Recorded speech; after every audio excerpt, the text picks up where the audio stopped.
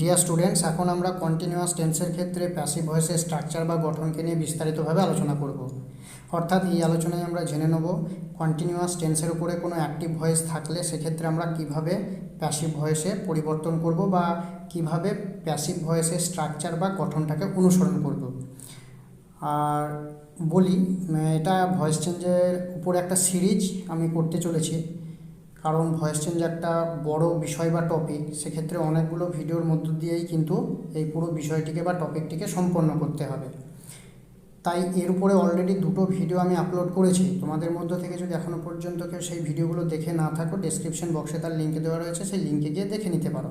আর এখনকার আলোচ্য অংশটিকে বা বিষয়টিকে এতটাই সহজভাবে উপস্থাপন করব তোমাদের সামনে যে আমি আশা করি এই ভিডিওটি দেখার পর কন্টিনিউয়াস টেন্সের উপরে আর অন্য কোনো ভিডিও তোমাদের দেখতে হবে না বা আর কোনো সমস্যা তোমাদের থাকবে না। শুরু করার আগে একটা কথাই বলবো, তোমরা যদি এখন পর্যন্ত চ্যানেলটিকে সাবস্ক্রাইব করে না থাকো, চ্যানেলটিকে সাবস্ক্রাইব করে নিয়ে তার পাশে থাকা ঘন্টার চিহ্নটাকে প্রেস করে দাও। এর ফলে পরবর্তী ভিডিও নোটিফিকেশানগুলো দ্রুত পেয়ে যাবে। তাহলে চলো শুরু করা যাক। আমি নিচে দাগ দিয়ে দিয়ে বা লিখে একটুকু তোমাদের বোঝানোর চেষ্টা করছি, তোমরা শুধুমাত্র ভালো করে মন দিয়ে বোঝার চেষ্টা করো। এখানে যেটা বলা আছে দেখো, প্রথমেই কন্টিনিউয়াস টেন্সের ক্ষেত্রে প্যাসিভ ভয়েসের স্ট্রাকচার, এটা আমরা ইতিমধ্যে আলোচনা করলাম, এটাকে নিয়ে আমি আর বলছি না কিছু। এবার কন্টিনিউয়াস টেন্স বলতে সেটা প্রেজেন্ট কন্টিনিউয়াসও হতে পারে, পাস্ট কন্টিনিউয়াসও হতে পারে, ফিউচার কন্টিনিউয়াসও হতে পারে। এখন আমরা প্রথমেই যে কন্টিনিউয়াস টেন্সটাকে নিয়ে আলোচনা করব সেটা হচ্ছে প্রেজেন্ট কন্টিনিউয়াস। অর্থাৎ প্রেজেন্ট কন্টিনিউয়াসে যদি কোনো অ্যাক্টিভ ভয়েস থাকে সেটাকে আমরা কিভাবে প্যাসিভ ভয়েস করব, তার স্ট্রাকচার বা গঠন।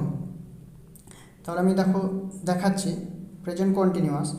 অবজেক্ট সাবজেক্ট, অর্থাৎ প্রেজেন্ট কন্টিনিউয়াসের অ্যাক্টিভ ভয়েসের অবজেক্ট প্যাসিভ ভয়েসে সাবজেক্ট হয়ে যাবে। Am being, is being, are being, এই তিনটের মধ্যে সাবজেক্ট অনুযায়ী একটা বসবে।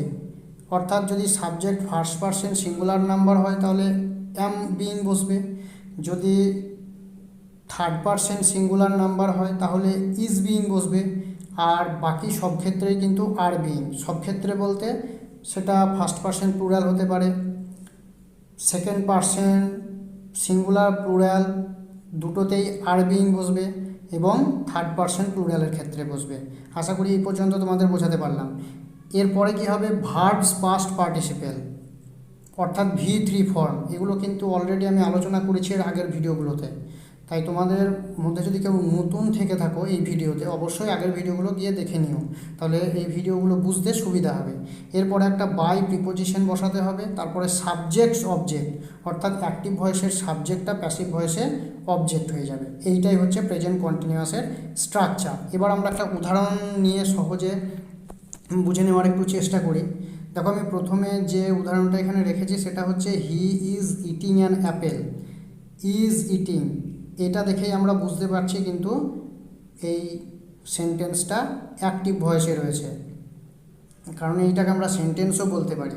আর ভয়েস তখনই বলবো যখন একটা সেন্টেন্সে সাবজেক্ট ভার্ব অবজেক্ট এই তিনটে থাকবে, তখনই তাকে আমরা ভয়েস বলতে পারবো। তার আগে কিন্তু বলতে পারবো না, কারণ সাবজেক্ট ভার্ব অবজেক্ট না থাকলে সেক্ষেত্রে আমরা ভয়েস চেঞ্জ করতে পারবো না, সুতরাং সেটাকে আমরা ভয়েসও বলবো না।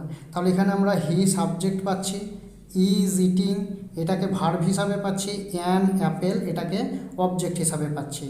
ইজ ইটিং আমরা বুঝে নিচ্ছি যখন ইজ বা অ্যাম বা আর তার সঙ্গে ভার্বের সঙ্গে আইএনজি যোগ করে কোনো আমরা ফর্ম তৈরি করি ভার্বের, সেক্ষেত্রে কিন্তু সেটাকে কন্টিনিউয়াস ফর্ম বলা হয়। তাহলে আমি যে স্ট্রাকচারে যে কি বলা আছে, যে অবজেক্ট সাবজেক্ট। অবজেক্ট সাবজেক্ট বলতে মানে অবজেক্টের পরিবর্তন হয়ে সাবজেক্ট হয়ে যাবে আর কি। তাহলে আমরা দেখি অ্যাক্টিভ ভয়েসে অবজেক্ট কি রয়েছে, অ্যান অ্যাপেল অবজেক্ট। এটাকে কি বলছে, প্যাসিভ ভয়েসে সাবজেক্ট হয়ে যাবে। সেটা হচ্ছে কিনা আমরা দেখে নিই। ইয়েস, একদমই তাই, এখানে কিন্তু সেটাই দেখানো হচ্ছে। অ্যান অ্যাপেল অবজেক্ট ছিল অ্যাক্টিভ ভয়েসে, সেটা কিন্তু প্যাসিভ ভয়েসে সাবজেক্ট হয়ে গেল। সুতরাং আমাদের কিন্তু এখানে স্ট্রাকচারটা ফলো করা হচ্ছে। এবার এখানে বলেছিলাম যে সাবজেক্ট অনুযায়ী অ্যাম বিইং কিংবা ইজ বিইং কিংবা আর বিইং ব্যবহার করতে হবে। যেহেতু অ্যান অ্যাপেল আমি, আমরা, তুমি, তোমরা বা তাহারা এই কয়েকটা জিনিসের বাইরে, অর্থাৎ এটাকে আমরা থার্ড পারসন সিঙ্গুলার নাম্বার হিসাবে ট্রিট করতে পারি, সুতরাং এখানে আমরা ইজ বিইং বসাবো, সেটা বসানো হয়েছে। এবার কি বলা হয়েছিল, ভার্বের পাস্ট পার্টিসিপেল ফর্ম বা থার্ড ফর্ম বা ভি3 ফর্ম যাই বলি না কেন, তাহলে ইটটা হচ্ছে মেন ভার্ব, ইটিং, আইএনজিটা বাদ দিলে পড়ে থাকে ইট, এটাই মেন ভার্ব। মেন ভার্বের পাস্ট পার্টিসিপেল ফর্ম অর্থাৎ ইটেন, কারণ আমরা সবাই জানি ইট, এট, ইটেন, ইটেনটা হচ্ছে ভি3 ফর্ম, সেটাই বসানো হয়েছে। এরপর একটা প্রিপোজিশন বাই বসানো হয়েছে। তারপরে কি সাবজেক্টস অবজেক্ট, অর্থাৎ অ্যাক্টিভ ভয়েসে যেটা সাবজেক্ট সেটা প্যাসিভ ভয়েসে অবজেক্ট হয়ে যাবে। অ্যাক্টিভ ভয়েসে সাবজেক্ট কী ছিল, হিটা ছিল সাবজেক্ট, এই হিটা ছিল সাবজেক্ট।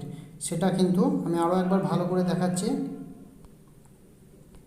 এই হি, এই যে আমি দেখাচ্ছি আরও, মানে স্ক্রিনটাকে পরিষ্কার করে নিয়ে দেখাচ্ছি আরও ভালো করে।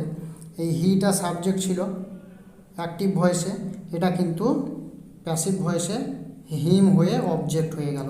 কারণ আমি এর আগের ভিডিওগুলোতে আলোচনা করেছি, যখন কোনো প্রোনাউনকে আমরা অ্যাক্টিভ থেকে প্যাসিভে বা প্যাসিভ থেকে অ্যাক্টিভে পরিবর্তন করব, মানে সাবজেক্ট থেকে অবজেক্ট বা অবজেক্ট থেকে সাবজেক্ট, সেটা যদি প্রোনাউন হয় সেক্ষেত্রে কিন্তু প্রোনাউনের রূপগুলোও চেঞ্জ হবে। এই রূপগুলো নিয়েও কিন্তু আমি বিস্তারিতভাবে চার্টের মাধ্যমে আলোচনা করে দেবো। এটা গেল প্রেজেন্ট কন্টিনিউয়াসের স্ট্রাকচার। আশা করি তোমাদের কাছে খুব সুন্দরভাবে পরিষ্কার হয়েছে। এবার আমরা পাস্ট কন্টিনিউয়াসের উপরে দেখে নেব। সবই এক থাকবে, শুধুমাত্র ভার্বের রূপের পরিবর্তন হবে। পাস্ট কন্টিনিউয়াসে কি বলছে, অবজেক্ট সাবজেক্ট, অর্থাৎ অ্যাক্টিভ ভয়েসের অবজেক্ট প্যাসিভ ভয়েসে সাবজেক্ট হয়ে যাবে।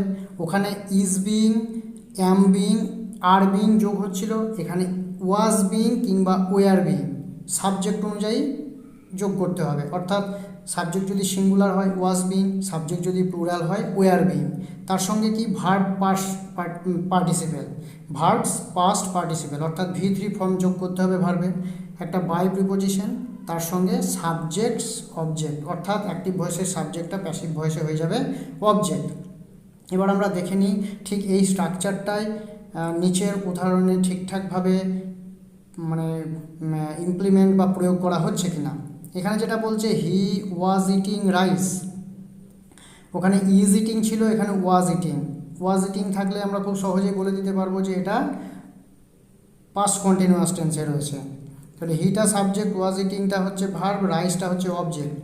আর আমাদের স্ট্রাকচারে কি বলা আছে যে অ্যাক্টিভ ভয়েসের যেটা অবজেক্ট প্যাসিভ ভয়েসের সাবজেক্ট হয়ে যাবে।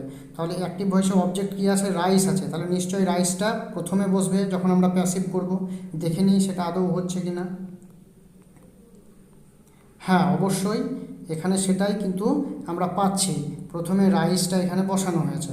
ওখানে আমরা কি দেখলাম, হি ওয়াজ, সরি আমি একটু ভালো করে দেখাই, ওয়াজ ইটিং রাইস। এই আমি এখানে জাস্ট একটু বোঝানোর চেষ্টা করছি এই উদাহরণটা দিয়ে, কারণ আমরা না হলে আবার উপরের দিকে যেতে হবে, নিচের দিকে যেতে হবে, এই একটা সমস্যা হবে, তার জন্য আমি এখানে দেখিয়ে দিচ্ছি। হি ওয়াজ ইটিং রাইস, রাইসটা প্রথমে বসলো, এটা অবজেক্ট ছিল। এবার কি ওয়াজ বিং কিংবা ওয়ার বিং যোগ করতে হবে বলেছিলাম, এখানে ওয়াজ বিং যোগ করলাম, কারণ রাইস এটা হচ্ছে ওই থার্ড পারসন সিঙ্গুলার নাম্বার হিসাবে আমরা ধরছি। এ কারণেই ধরছি কারণ এটা আনকাউন্টেবল নাউন। আনকাউন্টেবল নাউনে সবসময় কিন্তু আমরা সিঙ্গুলার ভার্ব ইউজ করি। যখন আমি নাউনকে নিয়ে বিস্তারিতভাবে আলোচনা করব তখন এই ব্যাপারগুলোকে বলে দেবো। এবার কি ভার্বের থার্ড ফর্ম বা ভি3 ফর্ম বা পাস্ট পার্টিসিপেল ফর্ম ইটেন বসানো হয়েছে, তারপরে একটা বাই প্রিপোজিশন বসানো হয়েছে। এবার কি বলা হয়েছিল যে অ্যাক্টিভ ভয়েসের সাবজেক্ট প্যাসিভ ভয়েসে হয়ে যাবে অবজেক্ট। অ্যাক্টিভ ভয়েসে ছিল হি সাবজেক্ট হিসাবে, প্যাসিভ ভয়েসে সেটা কি হয়ে যাবে অবজেক্ট, এবং সেটা কিন্তু এখানে অলরেডি হিম এই রূপে অবজেক্ট রূপে বসানো হয়েছে। সুতরাং কিন্তু পুরো স্ট্রাকচার বা গঠনটা এখানে সম্পূর্ণরূপে প্রয়োগ হচ্ছে। আশা করি এটাও তোমাদের কাছে খুব স্পষ্টভাবে পরিষ্কার হয়েছে। এবার যেটা আমাদের একদম শেষের আজকের আলোচ্য অংশ, সেটা হচ্ছে ফিউচার কন্টিনিউয়াস টেন্সের উপরে আমরা কিভাবে অ্যাক্টিভ ভয়েস থেকে প্যাসিভ করব। এক্ষেত্রে একটা বিষয় আমার বলার আছে যে সাধারণত ফিউচার কন্টিনিউয়াস টেন্সের ভয়েস চেঞ্জ হয় না, কিন্তু এখন কিছু কিছু বইয়েতে দেখা যাচ্ছে যে ফিউচার কন্টিনিউয়াস টেন্সের উপরে অ্যাক্টিভ ভয়েস দিয়ে দিচ্ছে। সেক্ষেত্রে আমরা তো আর করা যায় না বললে হবে না, সেক্ষেত্রে হয়তো আমাদের করতে হবে। হ্যাঁ, তাই আমি কিন্তু এখানে দেখানোর চেষ্টা করেছি। কেন হয় না? এ কারণেই হয় না, কারণ এই ইংরাজিটা শুনতে ভালো লাগে না। মানে ফিউচার কন্টিনিউয়াস টেন্সের অ্যাক্টিভ ভয়েস থেকে প্যাসিভ ভয়েস যখন আমরা করব, সেই প্যাসিভ ভয়েসে না ওই শুনতে খুব একটা ভালো লাগবে না, মানে মনে হবে যেন কানে কেমন একটা ঠেকছে। সেই জন্যই আমরা ফিউচার কন্টিনিউয়াস টেন্সের অ্যাক্টিভ ভয়েস থেকে প্যাসিভ ভয়েস করি না। হ্যাঁ, এই জন্যই বলি হয় না। তাহলে দেখে নিই এবার কিভাবে ঠিক করব যদি কোনো পরীক্ষাতে চলে আসে বা কোনো জায়গায় বা কোনো প্রশ্নপত্রে থেকে যায়, সেক্ষেত্রে আমরা কিভাবে করব, সেটার জন্যই আমি এখানে কিন্তু আলোচনাটা করেছি। ফিউচার কন্টিনিউয়াস অবজেক্ট সাবজেক্ট ঠিক একই রকম, আগে যেমনভাবে আমরা দেখলাম প্রেজেন্ট কন্টিনিউয়াসের ক্ষেত্রে, পাস্ট কন্টিনিউয়াসের ক্ষেত্রে, এখানেও সেই একই রকম অবজেক্ট সাবজেক্ট হবে। অর্থাৎ অ্যাক্টিভ ভয়েসের যেটা অবজেক্ট প্যাসিভ ভয়েসের সাবজেক্ট হয়ে যাবে, তার সঙ্গে শ্যাল বি বিং বা উইল বি বিং যোগ করতে হবে। আর তারপরে কি ভার্ব পাস্ট পার্টিসিপেল যোগ করতে হবে, ভার্বের পাস্ট পার্টিসিপেল ফর্ম। তাহলে শ্যাল বি বিং কিংবা will be being plus verbs past participle plus একটা বাই প্রিপোজিশন, তারপরে সাবজেক্টের অবজেক্ট, অর্থাৎ যেটা আমাদের অ্যাক্টিভ ভয়েসে সাবজেক্ট থাকবে সেটা প্যাসিভ ভয়েসে হয়ে যাবে অবজেক্ট। এবার আমরা দেখে নিই এই স্ট্রাকচারটা ঠিকঠাকভাবে অনুসৃত হচ্ছে কিনা, নিচে যে উদাহরণগুলো আমরা আলোচনার জন্য নিয়েছি সেখানে ঠিকঠাক প্রয়োগ হচ্ছে কিনা। প্রথমেই যে উদাহরণটা আমি রেখেছি সেটা হচ্ছে I shall be eating an Apple. আমরা সকলেই জানি আইটা সাবজেক্ট, শ্যাল বি ইটিং এই পুরোটা হয়ে যাবে ভার্ব, আইটা সাবজেক্ট, অ্যান অ্যাপেলটা অবজেক্ট। স্ট্রাকচারে কি বলা হচ্ছে অবজেক্ট সাবজেক্ট, অর্থাৎ অ্যাক্টিভ ভয়েসের অবজেক্ট প্যাসিভ ভয়েসের সাবজেক্ট হয়ে যাবে। অ্যাক্টিভ ভয়েসের অবজেক্ট কি অ্যান অ্যাপেল, তাহলে নিশ্চয়ই এটা যখন আমরা প্যাসিভ করব সেটা প্রথমে বসবে। হ্যাঁ, অর্থাৎ সাবজেক্ট হয়ে যাবে। দেখে নিই সেটা আদৌ হচ্ছে কি না। একদমই তাই, প্রথমেই বসেছে সাবজেক্ট হিসাবে এখানে প্যাসিভ ভয়েসে। সুতরাং প্রথমের ব্যাপারটা মানে যেটা ওই অ্যাক্টিভ ভয়েসের অবজেক্ট সাবজেক্ট হবে সেটা গেল। এবার shall be being will be being এর মধ্যে কোনটা বসছে? Will be being. Will be being কেন? কারণ আমরা জানি শ্যাল সাধারণত মানে কি একদমই এটাই নিয়ম যে ফার্স্ট পারসন সিঙ্গুলার এবং প্লুরালের ক্ষেত্রেই কিন্তু শ্যালটা ব্যবহৃত হয় বা ব্যবহার করা হয়। আর বাকি সব ক্ষেত্রে অর্থাৎ সেকেন্ড পারসন সিঙ্গুলার প্লুরাল যাই বা হোক না কেন, থার্ড পারসন সিঙ্গুলার প্লুরাল যাই বা হোক না কেন, সব ক্ষেত্রে কিন্তু উইল ব্যবহার করা হয়। আর অ্যান অ্যাপেলটা ফার্স্ট পারসন সিঙ্গুলার বা প্লুরাল ব্যতি রেখেই হচ্ছে, তার জন্য উইল বি বিং বসানো হয়েছে। এবার কি ভার্বের পাস্ট পার্টিসিপেল ফর্ম, ইটিং রয়েছে, তাহলে ইটটা হচ্ছে মেন ভার্বের পাস্ট পার্টিসিপেল ফর্ম, ইটের পাস্ট পার্টিসিপেল ফর্ম বা V3 ফর্ম ইটেন বসানো হয়েছে। তারপরে কি একটা বাই প্রিপোজিশন বসানো হয়েছে। এবার কি বলছে সাবজেক্ট অবজেক্ট, অর্থাৎ যেটা অ্যাক্টিভ ভয়েসে সাবজেক্ট থাকবে প্যাসিভ ভয়েসে হয়ে যাবে অবজেক্ট। অ্যাক্টিভ ভয়েসে অবজেক্ট সাবজেক্ট ছিল কি আইটা ছিল সাবজেক্ট অ্যাক্টিভ ভয়েসে, প্যাসিভ ভয়েসে সেটা কি হয়ে যাবে অবজেক্ট হয়ে যাবে, অর্থাৎ সেটা চেঞ্জ হয়ে বসবে। চেঞ্জ হোক না হোক সেটা আমরা দেখে নিই এখানে বসেছে কিনা। হ্যাঁ, মি পাচ্ছি আমরা। বাইয়ের পরে সাবজেক্ট অবজেক্ট, অর্থাৎ সাবজেক্টের অবজেক্ট রূপটা বসবে, সেটাই কিন্তু এখানে বসানো হয়েছে। আর এই চেঞ্জগুলো তো হবে, হি থাকলে হিম হয়ে যাবে, আই থাকলে মি হয়ে যাবে, হ্যাঁ, দে থাকলে দেম হবে। হ্যাঁ, এগুলো কিন্তু আমি পরে একটা চার্টের মাধ্যমে বিস্তারিতভাবে আলোচনা করব। তো এই গেল আজকে যে মানে অংশটিকে নিয়ে আমরা আলোচনা করব বলে শুরু করেছিলাম, তার একটা বিস্তারিত বা সম্যক ধারণা, অর্থাৎ কন্টিনিউয়াস টেন্সের উপর একটা বিস্তারিত আলোচনা, মানে কন্টিনিউয়াস টেন্সের অ্যাক্টিভ থেকে প্যাসিভ করার যে স্ট্রাকচার তার আলোচনা। আশা করি আলোচনাটি তোমাদের কাছে খুব সুন্দরভাবে উপস্থাপিত আমি করতে পেরেছি। যদি পারি অবশ্যই একটা লাইক করো, আর ভিডিওটি যদি ভালো লাগে তাহলে শেয়ার করো তোমার বন্ধুবান্ধবদের সঙ্গে, তারাও এর উপকারটা পাক, ওদেরও একটু সুবিধা হোক। আর শেষ করার আগে একটা কথাই বলবো, চ্যানেলটিকে যদি সাবস্ক্রাইব করে না থাকো সাবস্ক্রাইব করে নাও। আপাতত এ পর্যন্তই। তোমাদের সকলকে অনেক অনেক ধন্যবাদ ভিডিওটি দেখার জন্য।